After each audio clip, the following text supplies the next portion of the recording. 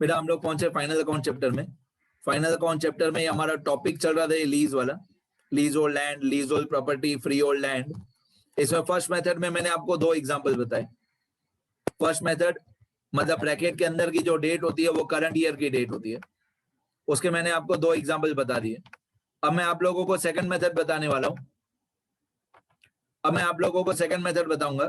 Second method थोड़ा hard होता है। हार्ड मतलब क्या? जब ब्रैकेट के अंदर की जो डेट है वो करंट ईयर की डेट नहीं हो, पास्ट पुराने किसी साल की डेट हो। ब्रैकेट के अंदर की जो डेट है वो करंट ईयर की डेट नहीं है, पास्ट की पुरानी कोई डेट है, तो इसका कैलकुलेशन बहुत हार्ड होता है। सुनना ध्यान से। ये मैंने यहाँ पे लिखा है एग्जाम्पल 3, क्योंकि दो एग्जाम्पल मैं पहले करा चुका हूं। Trial balance of mister X as on 31/3/16, leasehold land for 10 years from 1/4/22, और डेबिट साइड पे अमाउंट दी हुई है 1,40,000। Leasehold land for 10 years from 1/4/22, debit side पे 1,40,000। ठीक है, पहले मैंने ब्लैंक फॉर्मेट बना के रखा है, ये एडजस्टमेंट है। मैंने ब्लैंक फॉर्मेट बना के रखा है trading account of mister X for the year ending on 31/3/26, balance sheet of mister X for the year ending on 31/3/26, sorry, trading account के बाद profit and loss account of mister X for the year ending on 31/3/26, और balance sheet of mister X as on 31/3/26। तो effects आपने देखा होगा वही है सारे। लीज होल्ड लैंड, ये जो ट्रायल बैलेंस में 1,40,000 दिया हुआ है, ट्रायल बैलेंस का एक इफेक्ट 1,40,000 का। अब यहाँ पे जितना भी रिटर्न ऑफ अमाउंट आएगा, जितना भी अमाउंट हम लीज में राइट ऑफ करेंगे, इसका रिटर्न ऑफ अमाउंट का एक इफेक्ट होगा एसेट साइड माइनस, और इसी रिटर्न ऑफ का दूसरा इफेक्ट होगा पीएनएल में डेबिट। तो सबसे इंपॉर्टेंट यही है कि ये रिटर्न ऑफ की अमाउंट कैसे आएगी, ये राइट ऑफ की अमाउंट कैसे आएगी, वही इंपॉर्टेंट है। इसके ऊपर एक बहुत बड़ी स्टोरी है। लीज को राइट ऑफ करना बच्चों का खेल नहीं होता है, ये बहुत टिपिकल होता है। ठीक है, तो एक एक स्टेप करके बताता हूं मैं आपको। देखो, पहला स्टेप, सबसे पहला स्टेप ये कि हमारा करंट अकाउंटिंग ईयर कौन सा है। ऊपर ट्रायल बैलेंस की जो डेट है 31/3/26, ट्रायल बैलेंस की जो डेट होती है वो अकाउंटिंग ईयर के एंडिंग की डेट होती है। मतलब 31/3/26 पे हमारा अकाउंटिंग ईयर एंड हुआ। तो मैं ये वर्किंग नोट्स में सबसे पहले लिखूंगा 31/3/26, इस दिन पे हमारा अकाउंटिंग ईयर एंड हुआ। तो मैं वर्किंग नोट्स में जाऊंगा, बैलेंस शीट के पीछे वर्किंग नोट्स, और मैं लिखूंगा कि हमारा जो करंट अकाउंटिंग ईयर है वो 31/3/26 पे खत्म हुआ। तो स्टार्ट कब होगा? ऑब्वियसली हमारा अकाउंटिंग ईयर स्टार्ट होगा 1/4/2025 पे। 1/4/25 पे हमारा साल शुरू हुआ और खत्म होगा 31/3/26 पे। चलो आगे बढ़ते हैं। अब यहाँ पे लिखा हुआ है lease hold land, debit side पे 1,40,000। ये 1,40,000 मैंने बैलेंस शीट में लिख दिया, एसेट साइड पे लिख दिया इनर कॉलम में। Lease hold land 1,40,000, balance sheet asset side inner column, lease hold land 1,40,000 मैंने लिख दिया। फिर यहाँ पे लिखा हुआ है for 10 years from 1/4/2022, for 10 years from 1/4/2022, ये पूरा लीज होल्ड लैंड 1,40,000 और फॉर 10 years फ्रॉम 1/4/22, ये मैं वर्किंग नोट्स में लिख देता हूं सारा। वर्किंग नोट्स में जाते हैं और मैं सारा सेम यहाँ पे कॉपी कर देता हूं। Lease hold land, debit side पे इसकी अमाउंट दी हुई है 1,40,000, और ब्रैकेट में लिखा हुआ है फॉर 10 years फ्रॉम 1/4/2022। ऐसा क्वेश्चन दिया हुआ है हमको। ये डेबिट साइड ट्रायल बैलेंस में दिया हुआ है 1,40,000। ये मैंने पूरा क्वेश्चन फिर से लिख दिया। अब पहला स्टेप हमारा, ये देखो, ये जो ब्रैकेट की डेट है 1/4/2022, ब्रैकेट के अंदर की जो डेट है 1/4/2022, ये करंट ईयर के बीच में फॉल नहीं होती है। ये करंट ईयर की डेट नहीं है। 1/4/2022 पास्ट की पुराने किसी साल की डेट है 1/4/22। हमारा करंट ईयर है 1/4/25 से 31/3/26। तो ये जो डेट है ये करंट ईयर की डेट नहीं है। अब लीज में मेन दो टाइप होते हैं। ये ब्रैकेट वाली जो डेट है, ब्रैकेट के अंदर वाली डेट, अगर ये करंट ईयर वाली डेट है तो इजी है, पास्ट की डेट है तो बहुत हार्ड है। यहाँ पे पास्ट वाली डेट है। ठीक है, तो ये हमारा लीज का सेकंड मेथड हुआ। इसमें स्टेप्स होते हैं, टोटल 3 स्टेप्स होते हैं। पहला स्टेप होता है पहला स्टेप होता है calculate the period from the date given in the bracket to the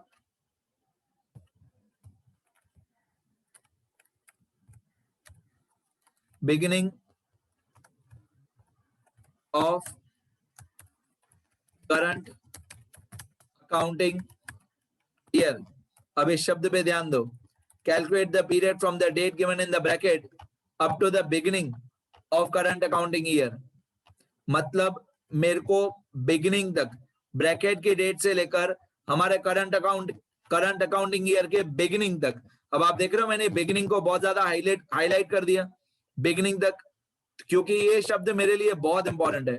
bracket में जो डेट है 1422, यहां से लेकर हमारे करंट अकाउंटिंग ईयर के बिगिनिंग तक कितने साल हो गए वो आपको पहले कैलकुलेट करना है कि ब्रैकेट वाली डेट से लेकर हमारे अकाउंटिंग ईयर के बिगिनिंग तक कितने साल ऑलरेडी कंप्लीट हो गए। तो ये 1422 जिस दिन हमने लीज वाली लैंड खरीदी, या जिस दिन हमारा एग्रीमेंट हुआ, या जिस दिन हमारा कॉन्ट्रैक्ट हुआ 1422, और हमारा अकाउंटिंग ईयर बिगिन होता है 1425 पे, तो ये हमारा पहला स्टेप होता है। तो 1/4/2022 से लेकर 1/4/2023 ये हुआ एक साल, 1 ईयर। फिर 1/4/2023 से लेकर 1/4/2024 तक ये हुआ एक साल। फिर 1/4/2024 से लेकर 1/4/2025 तक ये हुआ तीसरा साल, एक साल और। टोटल 3 साल ऑलरेडी कंप्लीट हो चुके हैं। देखो 1/4/22 से लेकर जिस दिन हमने लीज वाली लैंड खरीदी 1/4/22, यहां से लेकर हमारे अकाउंटिंग ईयर के बिगिनिंग तक 1/4/25 तक 3 साल होते हैं। पहला साल 22-23, दूसरा साल 23-24, तीसरा साल 24-25, और 1/4/25 पे हमारा करंट अकाउंटिंग ईयर बिगिन हो जाएगा। तो 3 साल का पैसा, आप ऐसे बोल सकते हो कि 3 साल का लीज का पैसा ऑलरेडी राइट ऑफ हो चुका है। 3 इयर्स का लीज का पैसा हम लोग पहले से ही राइट ऑफ कर चुके हैं, पहले से ही माइनस कर चुके हैं। तो ये हमारा पहला स्टेप होता है, कैलकुलेट द पीरियड। स्टेप्स याद करो, calculate the period from the date given in the bracket up to the beginning of the current accounting year, ये पहला स्टेप।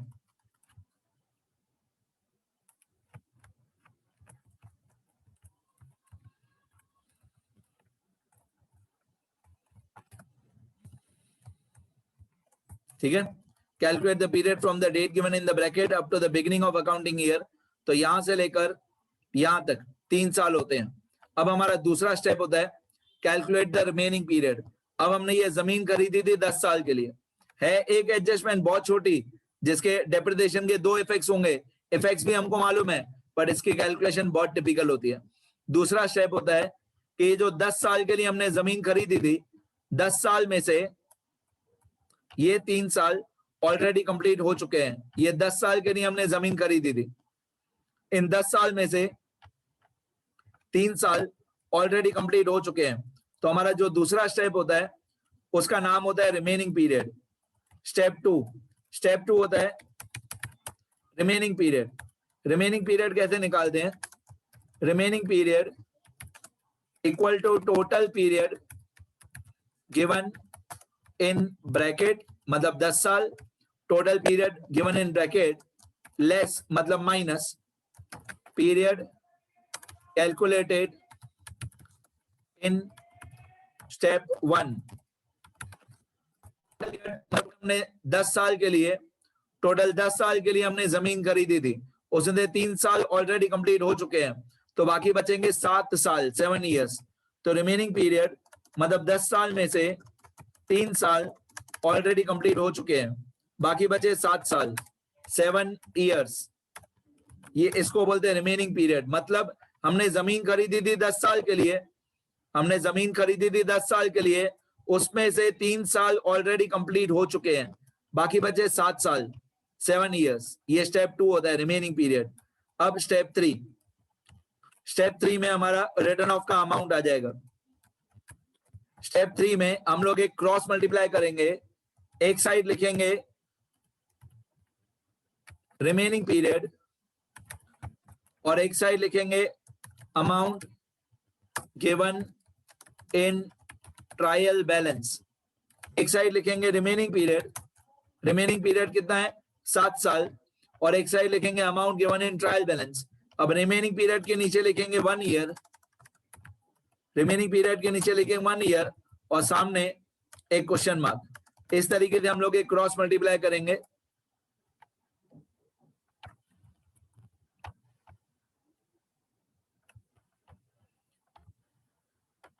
इस तरीके से हम लोग क्रॉस मल्टीप्लाई करेंगे। मैं एकदम छोटे बच्चों के जैसे क्रॉस भी लगा के दे रहा हूं, जैसे कभी जिंदगी में आपको ये लीज वाले पॉइंट में डाउट नहीं हो। तो रिमेनिंग पीरियड आया हमारा 7 साल, रिमेनिंग पीरियड आया हमारा 7 इयर्स।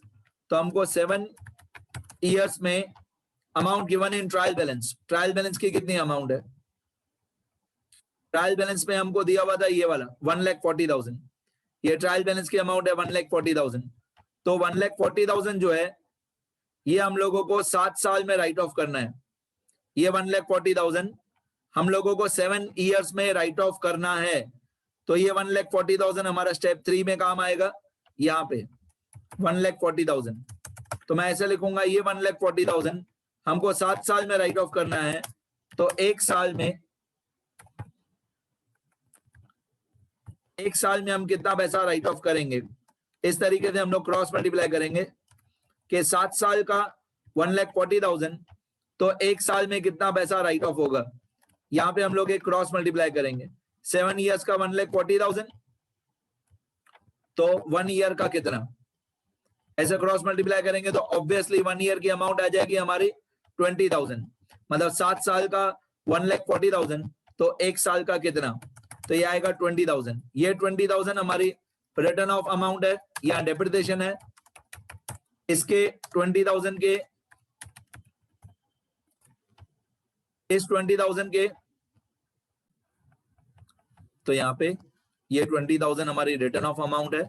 इसी के हम लोग 2 इफेक्ट करेंगे और ये 20,000 का एक इफेक्ट हो जाएगा एसेट साइड पे माइनस बैलेंस शीट में, और एक इफेक्ट हो जाएगा प्रॉफिट एंड लॉस अकाउंट में डेबिट साइड। 20,000 के 2 इफेक्ट। तो ये जो 3 स्टेप्स मैंने लिखे, ये 3 स्टेप्स मैंने जानबूझ के एक एग्जांपल साथ में लिखा यदि आपको समझ में आए। पहला स्टेप होता है कि कितने साल का लीज का पैसा ऑलरेडी राइट ऑफ हो चुका है। तो ब्रैकेट वाली डेट से लेकर करंट ईयर के बिगिनिंग तक, तो ब्रैकेट वाली डेट से लेकर करंट ईयर के बिगिनिंग तक होते हैं 3 साल। तो 3 साल का पैसा ऑलरेडी राइट ऑफ हो चुका है। अब टोटल हमने लीज खरीदी थी 10 साल के लिए, टोटल हमने लीज वाली जमीन खरीदी थी 10 साल के लिए। 10 साल में से 3 साल ऑलरेडी राइट ऑफ हो चुके हैं, बाकी बचे 7 साल। 7 साल का ये 1,40,000, तो एक साल का कितना 20,000। मतलब स्टेप 1 में ये डेट काम आएगी 1422, स्टेप 2 में ये 10 इयर्स काम आएगा, दिमाग लगाओ। स्टेप 1 में ये डेट काम आएगी, स्टेप 2 में ये 10 इयर्स काम आएगा, और स्टेप 3 में ये अमाउंट काम आएगी। ठीक है, अब मैं पहले 20,000 रुपीज लिख दूं। 20,000 के 2 इफेक्ट, एक एसेट साइड माइनस 20,000, तो आउटर कॉलम में हो जाएगा 1,20,000। 20,000 का इफेक्ट एसेट साइड में माइनस, तो आउटर कॉलम में 140 माइनस 20 बाकी 120। और 20,000 का दूसरा इफेक्ट पीएनएल में डेबिट साइड 20,000। तो इफेक्ट्स बहुत इजी हैं, इफेक्ट्स लिखना बहुत इजी है, बट ये 20,000 आया कहां से वो बहुत हार्ड है, ये आपको समझ में आना चाहिए। ठीक है, क्लियर यहां तक? मैं एक बार स्क्रॉल कर देता हूं सारा क्वेश्चन आंसर। एक छोटी सी बात और बता दूं कि लीज में जो कैलकुलेशन होती है हमारी, एक नोट बता रहा हूं, ये कोई स्टेप नहीं है, आपके जनरल नॉलेज के लिए, कि द कैलकुलेशंस या the return of amount, the return of amount in the return of amount is equal or same every year in the calculation of lease hold land, मतलब lease hold land के calculation में ये जो 20,000 depreciation का amount है या return of का amount है 20,000, ये हर साल 20,000 20,000 20,000 हर साल सेम होता है, हर साल ये 20,000 सेम होता है। मेरे कहने का मतलब है ये जो हमारी बैलेंस शीट है, ये जो हमारी बैलेंस शीट है ऑन 31/3/26, इस बैलेंस शीट में हम लोगों ने 20,000 रुपीज राइट ऑफ किया, तो ये बैलेंस शीट है 31/3/26 की। फिर जब बैलेंस शीट आएगी 31/3/2027 की, जब 31/3/2027 की बैलेंस शीट आएगी, तब ये 1,20,000 next year next balance sheet में ये 1,20,000 इनर कॉलम में आ जाएगा, ये वाला 1,20,000, उसमें 20,000 नेक्स्ट ईयर फिर से राइट ऑफ होगा, फिर आउटर कॉलम में आ जाएगा 1 लाख।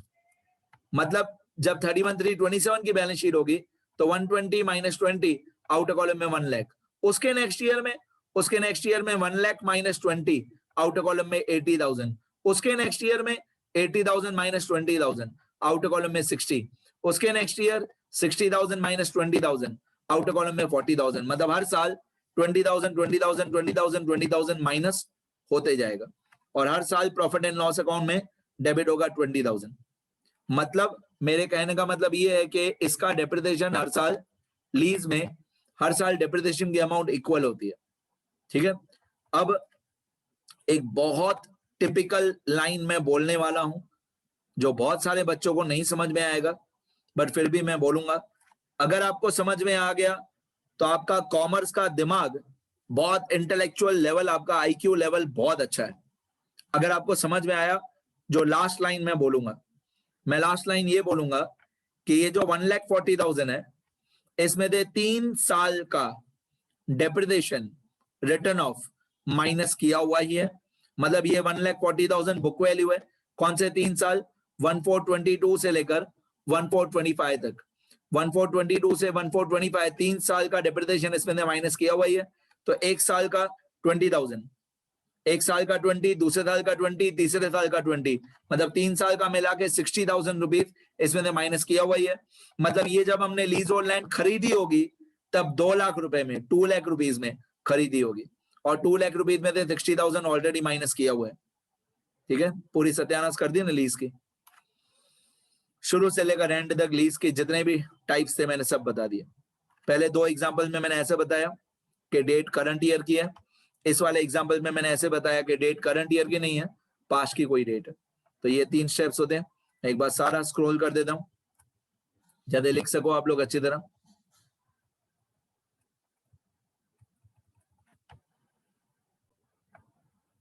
मैं एक बार स्क्रॉल कर देता हूं बेटा सारा।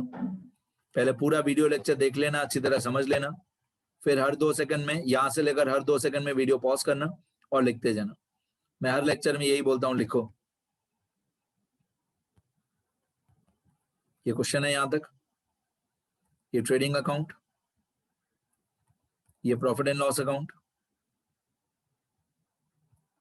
ये बैलेंस शीट और सबसे इंपॉर्टेंट ये वर्किंग नोट्स।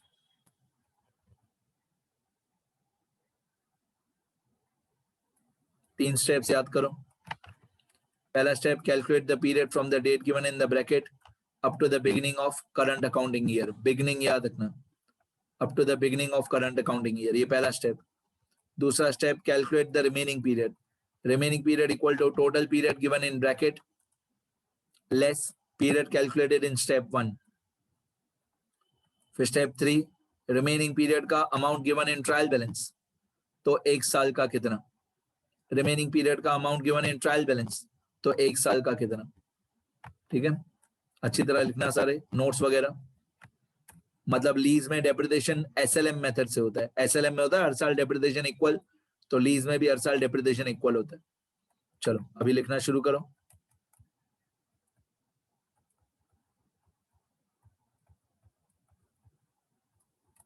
लिखो बेटा, शुरू करो।